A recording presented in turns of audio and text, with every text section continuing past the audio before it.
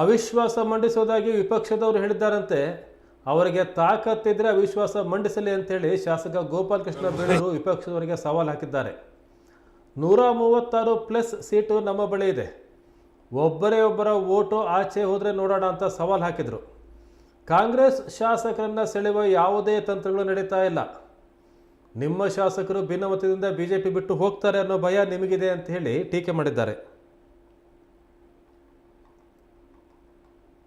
ಚರ್ಚೆ ಮಾಡಕ್ಕೆ ನಮಗೊಂದು ಅವಕಾಶ ಮಾಡಿಕೊಟ್ಟಿದ್ದಾರೆ ಅಂತ ಅನಿಸ್ತದೆ.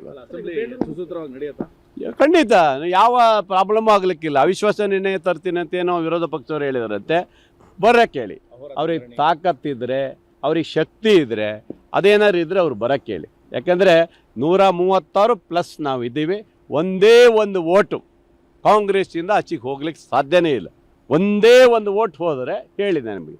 ಆದರೆ ಕಾಂಗ್ರೆಸ್ ಒಂದಾಗಿರುತ್ತೆ, ಒಟ್ಟಾಗಿರುತ್ತೆ, ಯಾವುದೇ ಸಮಸ್ಯೆ ಇಲ್ಲ. ಯಾವುದು ಆ ಥರ ಏನು ವಾತಾವರಣ ಕಾಣ್ತಾ ಇಲ್ಲ, ಯಾವುದು ಆ ಥರ ಕಾಣ್ತಾ ಇಲ್ಲ.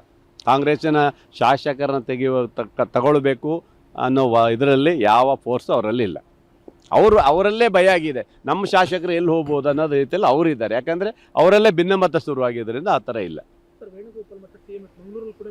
ಅದು ನೋಡಿ, ಅದು ಸಹಜವಾಗಿ ಅದು ಒಂದು ಕಾರ್ಯಕ್ರಮ. ಅದು ಮೊನ್ನೆ ಯಾವುದು ನಾರಾಯಣಗುರುದು ಮತ್ತು ಗಾಂಧೀಜಿಯವರ ವಿಚಾರವಾಗಿ ಅವರ 50 ವರ್ಷದ ಏನೋ ಒಂದು ಇದರಲ್ಲಿ 100 ವರ್ಷದ ಇದರಲ್ಲಿ ಒಂದು ಕಾರ್ಯಕ್ರಮವನ್ನು ಹಾಕ್ಕೊಂಡಿದ್ದಾರೆ ನಮ್ಮ ಬಿಲ್ಲವ ಸಮಾಜದ್ದು.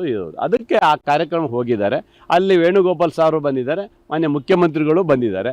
ಅದನ್ನೇ ಮತ್ತು ನೀವು ಬೇರೆ ಥರ ನೀವು ಬಿಂಬಿಸೋದು ಬೇಡ.